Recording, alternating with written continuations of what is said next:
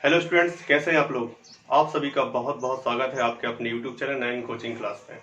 मैं प्रतीक श्रीवास्तव लेकर आया हूं इस वीडियो में क्लास 10 की एक्सरसाइज 4.3 का भाग 5। इसके पहले मैंने 4 पार्ट इसके अपलोड कर दिए हैं। ठीक है, बड़ी एक्सरसाइज है, थोड़ा सा टाइम लगेगा क्योंकि थ्योरिकल क्वेश्चन है बेटा, एक साथ नहीं पढ़े जाते। आराम से पढ़िए, आराम से करिए ताकि प्रॉब्लम नहीं जाएगी, है ना। इसलिए इसके कम से कम एक पार्ट और अपलोड होगा, इसके बाद 6 पार्ट में इसको अपन खत्म कर देंगे एक्सरसाइज को। मजेदार एक्सरसाइज थी, अच्छा लग रहा है, मजेदार तरीके से पढ़िए आप। मुझे आशा है, विश्वास है कि आपने पार्ट 4 इसका देख लिया होगा और थ्योरिकल क्वेश्चन कंप्लीट कर लिए होंगे। नहीं किए हो तो बिल्कुल लापरवाही मत करो, इसके पूरे पार्ट्स जरूर देख लो बेटा। मेरा काम वीडियो अपलोड करना है, आपका काम वीडियो देखना है, कहीं से कहीं कमी नहीं करना। यदि कोई समस्या आती है तो बार बार कहते हैं पूछ लिया करो, और नहीं पूछ रहे हो तो भाई आपकी समस्या, कोई दिक्कत नहीं है। परंतु एक बार ध्यान समझ लो इस वीडियो में कि आपको जून, जुलाई और अगस्त तक ऑनलाइन ही पढ़ाई करना है। ये भरोसे मत बैठना है कि कर लेंगे, वक्त है, जुलाई में स्कूल खुल जाएंगे। बिल्कुल भरोसा मत करना, स्कूल खुल भी सकते हैं, अच्छी बात है, खुल जाए, हम तो ये आशा करते हैं, ठीक है। परंतु कहीं ना कहीं हो सकता है लॉकडाउन बढ़ते जाए, प्रॉब्लम आएगी। इसलिए बेटा बिल्कुल भी लापरवाही मत करो और ऑनलाइन पढ़ाई शुरू कर दो, ठीक है। तो चलते हैं एक्सरसाइज 4.3 के पार्ट 5 में। हम इस पार्ट में पढ़ने वाले हैं 2 थ्योरिकल क्वेश्चन और मजेदार क्वेश्चन है। तो देख लें आखिर वो क्वेश्चन क्या है। क्वेश्चन नंबर है आपका 7वां। इसके पहले मैंने, बहुत अच्छा क्वेश्चन है, ध्यान सुनना, कि 2 संख्याएं हैं, ठीक है। थोड़ा सा हटके पढ़ता हूं, उसमें जो लिखा है उससे नहीं बोलता, मैं अपनी लैंग्वेज में बोलता हूं कि 2 संख्याएं हैं, उनके वर्गों का अंतर 180 है। 2 संख्याएं होंगी कोई, है ना, जैसे मान लो एक्स स्क्वायर और वाई स्क्वायर, इन दोनों का है कोई तो संख्या, उनका अंतर किया तो कितना आ रहा है, 180 कह रहा है वो से, ठीक है। अब 2 संख्याएं, उनके वर्गों का अंतर 180 है, स्वाभाविक है अलग अलग संख्याएं होंगी, एक संख्या नहीं हो सकती, क्योंकि समान संख्याओं के वर्गों का अंतर क्या होगा, 0 होगा। सिंपल सी बात है भाई, 2 संख्याएं एक सी हो जाए, उनका वर्ग का अंतर कर लो तो क्या आएगा, 0 ही आएगा, ठीक है। तो निश्चित है कि यहां पर दोनों संख्याएं अलग अलग हैं, और अलग अलग होगी तो एक छोटी होगी और एक बड़ी होगी। तो स्वाभाविक है, उसने भी वही बात अपन से कही है कि छोटी संख्या का वर्ग बड़ी संख्या से 8 गुना है। कितने गुना है, 8 गुना। छोटी का जो वर्ग है, छोटी संख्या का जो वर्ग है वो बड़ी संख्या से 8 गुना है, ठीक है। तो संख्याएं ज्ञात कीजिए। चलिए अब ध्यान से सुनना। सपोज करते हैं, माना भाई बड़ी संख्या पे क्वेश्चन डिपेंड है। माना बड़ी संख्या क्या है, x है। बड़ी संख्या क्या है, x है। थोड़ा सा अजीब सी शर्त है। अब छोटी संख्या कैसे निकलेगी, तो उसने कहा है छोटी संख्या का वर्ग, छोटी संख्या का वर्ग बड़ी संख्या से कितना गुना है, 8 गुना है। तो बड़ी संख्या कितनी है, x, तो उसमें 8 से गुणा कर दो तो क्या निकल आएगा, छोटी संख्या का वर्ग स्क्वायर निकल आएगा। वो तो कह रहा है खुद कि छोटी संख्या का जो वर्ग है वो बड़ी संख्या से 8 गुना है। बात समझ में आ रही। चलिए अब यहां पे देखेंगे अपन, प्रश्नानुसार करेंगे, क्योंकि हम चैप्टर 4 पढ़ रहे हैं, वर्ग समीकरण बनाना होता है, वहां से इसको हल करेंगे। तो उसने कहा है कि 2 संख्याओं के वर्गों का अंतर, बड़ी संख्या का वर्ग, अंतर मतलब होता डिफरेंस, मतलब माइनस का सिंबल लगाना। योग कहता तो प्लस का चिन्ह लगाते, अंतर कहा है तो माइनस का चिन्ह लगाना है।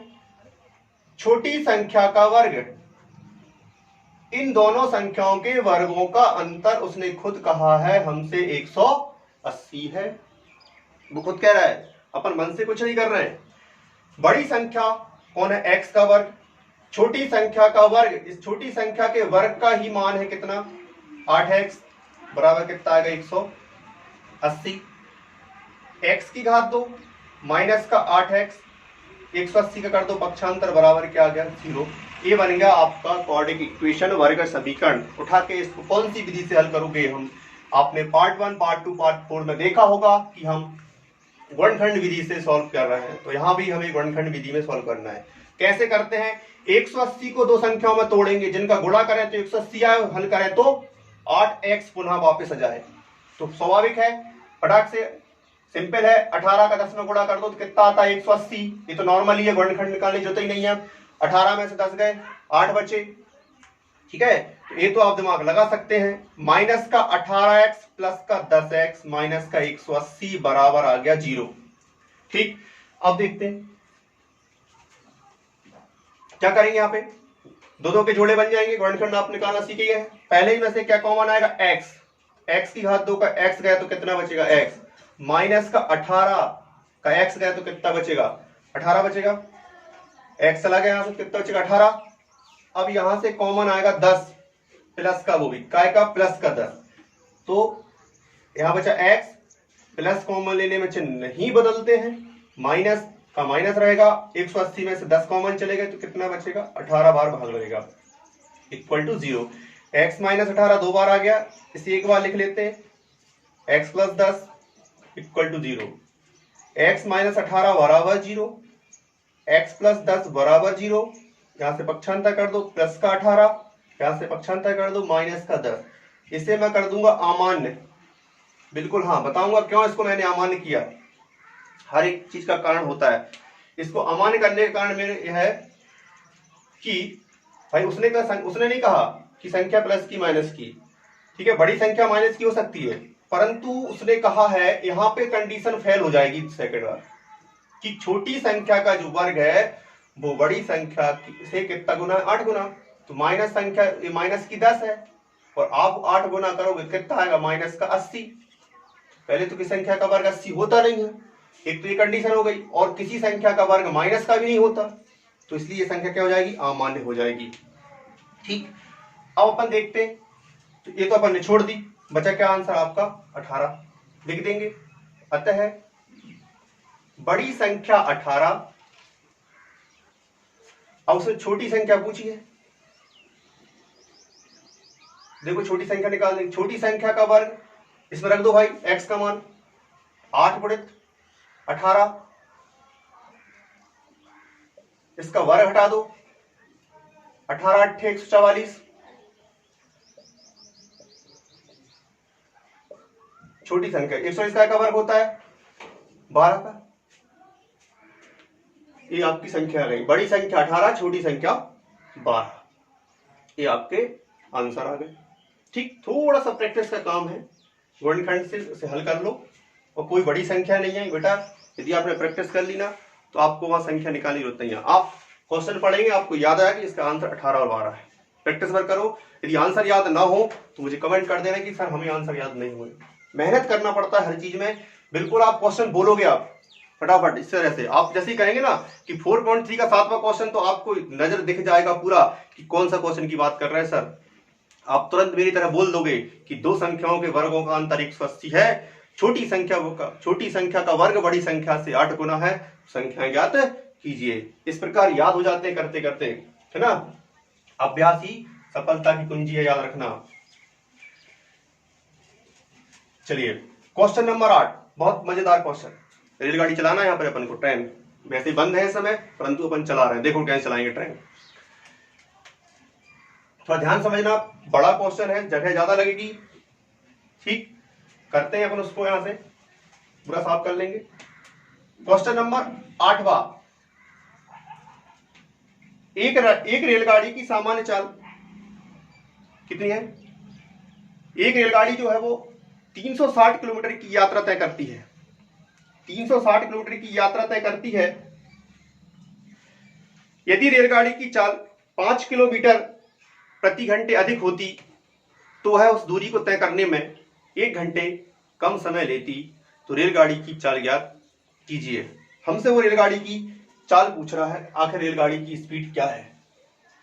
क्वेश्चन फिर से बोलते हैं, एक रेलगाड़ी जो है वो 360 किलोमीटर की दूरी को तय करती है। कितनी? 360 किलोमीटर। यहां पे अपन लिख लेते हैं, 360 किलोमीटर की दूरी तय करती है एक स्पीड से। उसकी कुछ स्पीड होगी, वो कह रहा है फिर उसके बाद जिस स्पीड से वो इस दूरी को तय कर रही है 360 किलोमीटर को, जिस चाल से वो इसको तय कर रही है, उस चाल में यदि 5 किलोमीटर प्रति घंटे की वृद्धि कर दी जाए, 5 किलोमीटर प्रति घंटे चाल बढ़ा दिया जाए, मतलब मान लो यदि वो 1 घंटे में 60 जा रही थी, 1 घंटे में पहले 60 किलोमीटर प्रति घंटे की रफ्तार से चल रही थी, क्वेश्चन के अकॉर्डिंग वो कह रहा है यदि उसकी चाल को 5 बढ़ा दिया जाए तो 60 से 5 कितना हो जाएगा, 5 बढ़ जाएगा तो 65 हो जाएगा।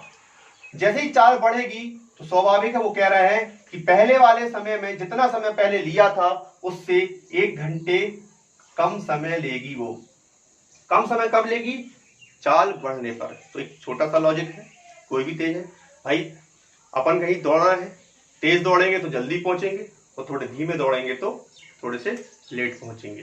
तो वही काम यहां पर भी है कि ट्रेन पहले जा रही थी तो 360 किलोमीटर तय करने में उसने समय लिया होगा, मान लो 10 घंटे लिए, उसकी स्पीड हमको नहीं पता, वो हमें ज्ञात करना है, ठीक है। तो जिस स्पीड से वो गई पहली बार तो 10 घंटे लिए, अब दूसरी बार क्या हुआ, उसने जिस स्पीड से ले गया था उसमें 5 किलोमीटर की वृद्धि करके ले गया, 60 की जगह 65 तय कर रहा था। तो वो कह रहे हैं कि अब वो जितनी बार पहली बार में जितना समय लिया था उससे 1 घंटे कम समय लेगा, तो 10 की जगह कितने घंटे में पहुंच जाएगी, 9 घंटे में। तो ध्यान से देखना कैसे करेंगे, है ना, पूरा वीडियो को ध्यान से देखना, अच्छा क्वेश्चन है, मजेदार। माना रेलगाड़ी की चाल या औसत चाल, औसत भी लिख सकते हैं, सामान्य भी लिख सकते हैं, कोई दिक्कत नहीं, एवरेज चाल, औसत चाल x किलोमीटर प्रति घंटे है, ठीक। अब जो उसकी प्रारंभिक चाल है, पहली बार जा रही है ना उसकी, उस चाल से, तो इस चाल से समय क्या लेगा, तो लिखेंगे 360 किलोमीटर की दूरी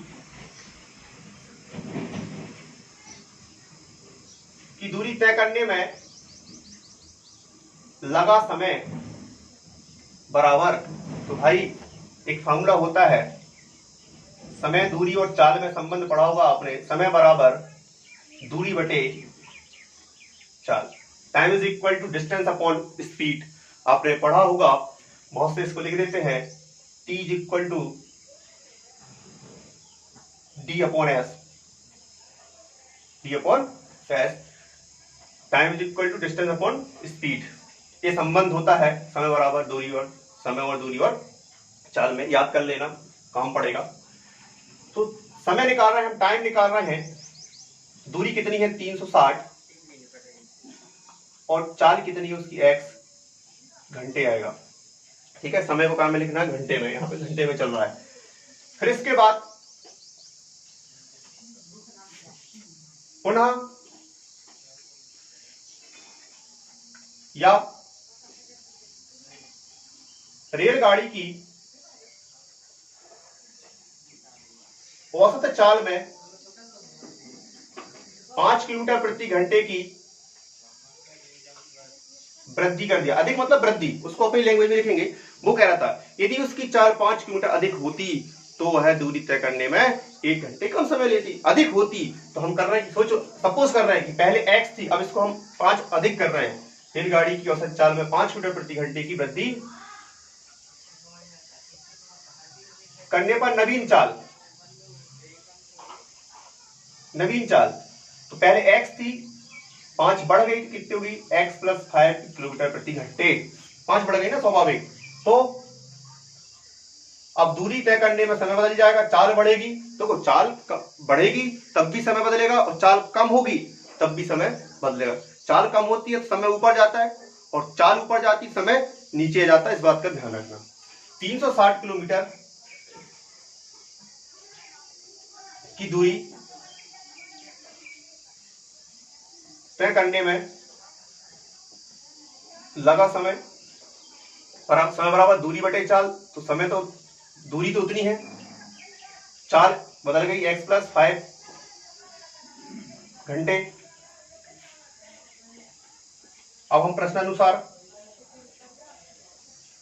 जमा देंगे, हम देखना क्या करेंगे, चलो भाई थोड़ा सा ध्यान से देखना, यहां पे चाल कम है और यहां पे चाल कम है, तो समय जो कितना मान लो 10 घंटे, बहुत बारीकी समझना, यही वाली स्टेप समझ में आ गई तो जय जयकार है। और चाल बढ़ गई 5 किलोमीटर, समय कितना घंटे, 1 घंटे कम गया, 1 घंटे कम हो गया। 10 की कितने घंटे पहुंचेगी, 9 घंटे। जल्दी पहुंचेगी ना, जल्दी पहुंचेगी, समय कम लगेगा। चलो अब देखो इन दोनों के बीच में के समय कितने का अंतर है, पहला वाला समय और दूसरा समय लिख लो x + 5। ये 10 घंटे है और ये 9 घंटे है। 10 में से 9 घंटे का कितने घंटे बचेंगे, 1 घंटे। मतलब दोनों समय के बीच में कितने का अंतर था, 1 का अंतर है ना। ये पहले पहुंच रहा है, 10 घंटे ज्यादा ले रहा है, और ये 10 घंटे पहुंच रहा है 9 घंटे में, तो क्या होगा, 1 घंटे का अंतर है कि नहीं।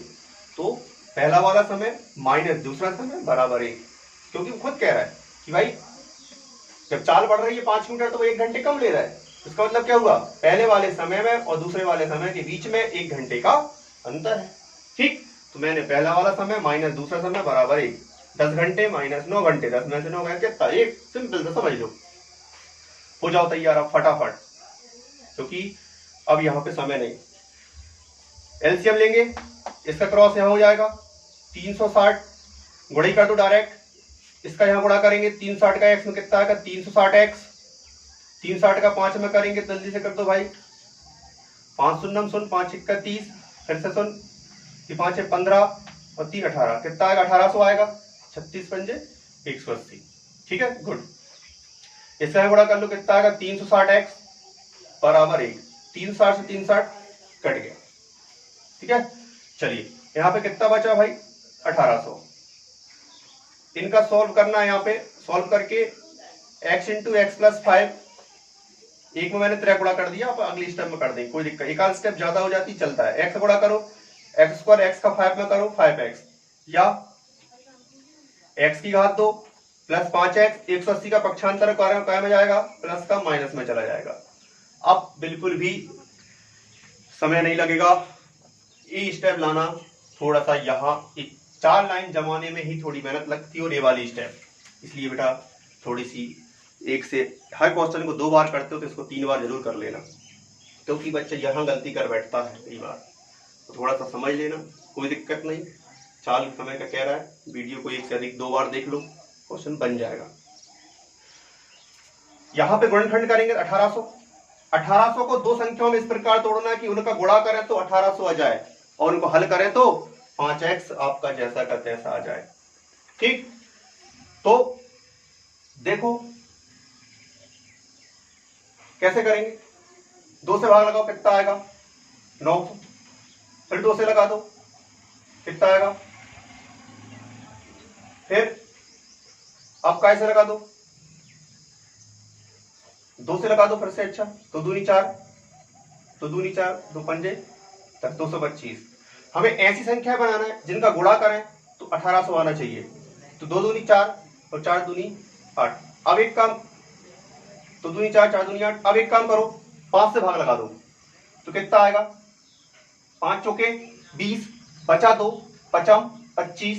देखो 2 दूनी 4, 4 दूनी 8, 8 5, गुणा करेंगे तो कितना आ गया, 40। 40 और 45 के बीच में कितने का अंतर है, बात समझो, 5 का है, मतलब 45 में से 40 जाएंगे तो 5 बचेंगे, और इन दोनों गुणा करेंगे तो कितना आएगा, 1800 जाएगा। तो मैंने 1800 गुणनखंड करके, यहाँ पे देखो 3 का भाग भी जा रहा है, आपके दिमाग में आएगा सर 3 का जा रहा है, 5 का ही क्यों दिया, तो 3 का भाग देने से क्या होगा, आपकी संख्याएं नहीं आएंगी, आप 3 से दे दो, यहाँ पे 3 से देंगे तो क्या आएगा, 3 7 21 5 75 आएगा, और 2 दूनी 4, 4 दूनी 8, 8 3 24, तो 24 और 75 का गुणा करोगे तो 1800 तो आएगा, बट क्या 5 बीच का वापस आ रहा है, ये नहीं आ रहा, ये आना चाहिए, 5 भी आना चाहिए ना, तो इसलिए मैंने 3 से ना देके तुरंत मैंने उसको कैसे दे दिया, 5 से दे दिया। तो ऐसा यदि आप 3 से दे भी दोगे तो संख्याएं गलत आएंगी, तो कोई दिक्कत नहीं, 3 हटा के फिर 5 से दे देना, तो आप संख्या सही पहुंच जाएंगी। मैं तो प्रैक्टिस पे रहता हूं, इसलिए पता रहता है मेरे को, है ना, एक बार नहीं कर रहा हूँ, 6 साल 7 साल हो गए करते करते, संख्या याद है मेरे को, तो पर फिर भी आप लोगों को मैं करके बता देता हूँ कि भाई तो कितनी आएगी, 40 और 45 कैसे आई बता दिया मैंने। अब मैं इसको मिटा देता हूँ, आप लोग लिख लिया करो कैसे आती है।